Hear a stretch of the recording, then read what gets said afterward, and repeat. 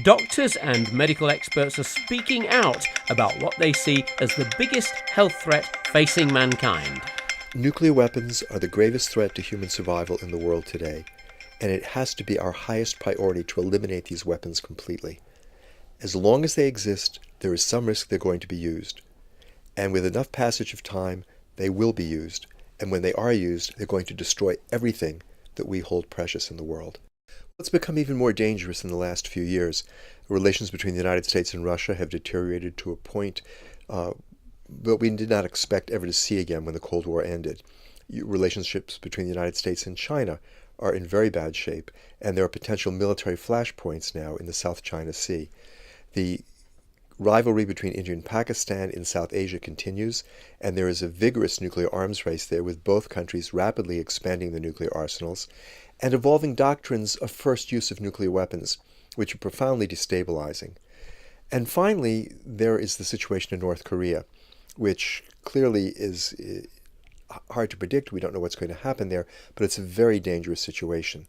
Those are the geographic flashpoints. What then could go wrong with the idea of nuclear deterrence, which is that you have a weapon that's so powerful that no one would actually want to use it? Deterrence has always been a very fragile reed to base the security of the world on, even though our leaders supposedly knew how terrible nuclear war would be and therefore would never wage it. We've come within minutes on many, many occasions during the Cold War and even after the Cold War, within minutes of fighting a nuclear war which would have destroyed humanity. So it's always been, I think, a flawed doctrine. But today it's even more of a problem because we don't just have two nuclear powers that could engage in nuclear war. There are many countries that have these weapons. The relationships between them are very unstable. And we have a problem in some places with the current leadership. Deterrence has always assumed that the decision makers in the nuclear weapon states would be rational, stable people who could be counted on to make wise decisions. Many of us have argued that no human is wise enough to be trusted with this power, but it's become even more of a question with the election of Donald Trump in the United States. Here's a man whose own party has judged him to be unqualified to command nuclear weapons by temperament, by knowledge. He is an impulsive, vindictive man who doesn't attend to security briefings. And he's in charge of 6,800 nuclear weapons. This is a profoundly dangerous situation. Can you explain to me what actually happens when a leader decides to use nuclear weapons? Because there has to be a period of fear that an attack might be made on the particular country. So whether it's the United States, whether it's North Korea, whether it's any other of the nuclear powers, the leader is presented with a set of circumstances. What happens then? Well, here in the United States, we do not have a no first use policy, so it does not require that the United States believe it be under nuclear attack in order for the President of the United States to order the launch of nuclear weapons. And the way things are set up in the United States, the President has the absolute authority to launch nuclear weapons. It is his decision. He does not have to go to Congress even to get authorization to do this. He can make the determination himself that he wants to use nuclear weapons, and he gives an order. And it is a lawful order under current U.S. law, and the chain of command is supposed to carry out that order and launch the weapons.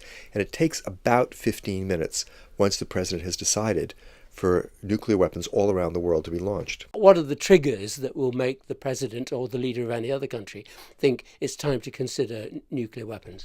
Well, I think in the current situation, the greatest danger is that we'll stumble into a nuclear conflict, much as the nations of Europe stumbled into World War I 100 years ago.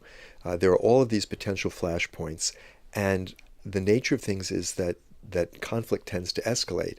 So, for example, if the United States and North Korea get into a bluffing game, and which they already are in to some degree, and one of them makes a move which the other finds to be unacceptably provocative and ups the ante, you could imagine leaders who are not particularly well versed in these issues making bad decisions and deciding it's time to use the nuclear option on either side of this divide, North Korea, the US.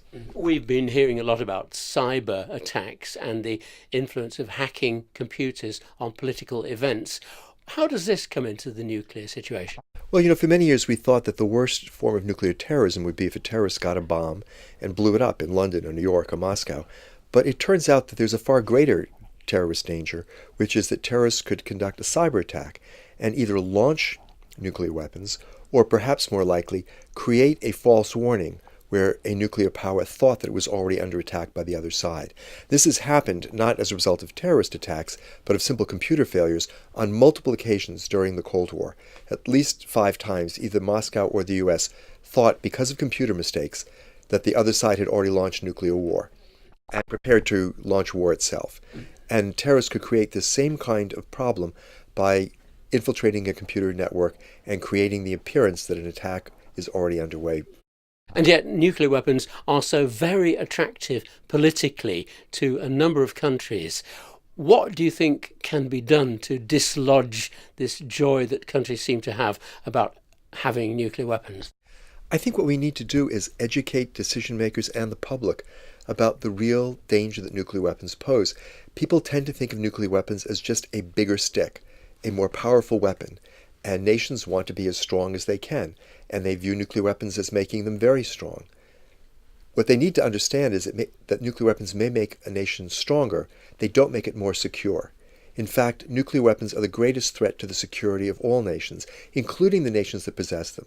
If a major nuclear power like the US or the UK or France or Russia or China used its nuclear weapons against an enemy in a successful strike, that use of nuclear weapons would almost certainly cause the destruction of the country that used them as well. Not through retaliation by the other side, but simply through the environmental destruction that the country's own weapons would cause. And that is not understood by decision makers who continue to view these as usable tools of statecraft rather than as the suicide bombs which they effectively are. One approach to this is by getting the efforts of a professional body, in your case, doctors. What do you recommend people and other professional bodies perhaps to do to try and reduce the risk that a nuclear war could happen? Well, I think we need to recreate the kind of mass movement that existed in the 1980s, where millions of people understood the danger posed by nuclear weapons and took political action about this. And the activity that people engaged in the 1980s had a tremendous impact. It changed the policies of the United States and the Soviet Union and ended the Cold War arms race. And we need to recreate that kind of movement today to have a similar impact on the nuclear policies of today's nuclear powers. Already the world has banned chemical weapons, not with 100% success it seems, biological weapons. What about banning nuclear weapons? Can this be done by massive international political bodies? Well, I think we can achieve a ban on nuclear weapons. And in fact, there are negotiations underway at the United Nations to bring about a new treaty that would ban the possession of nuclear weapons and their testing and their deployment. And that will not eliminate the weapons in and of itself, but it is an important next step towards the actual dismantlement and elimination of these weapons. It is a way of creating new pressure on the nuclear weapon states to get rid of their nuclear arsenals, and it's an enormously inspiring step forward that over 130 non-nuclear armed states have taken to finally say to the nuclear weapon states, you cannot continue to threaten our security and your own security in this terribly irresponsible way. You have to get rid of your nuclear weapons.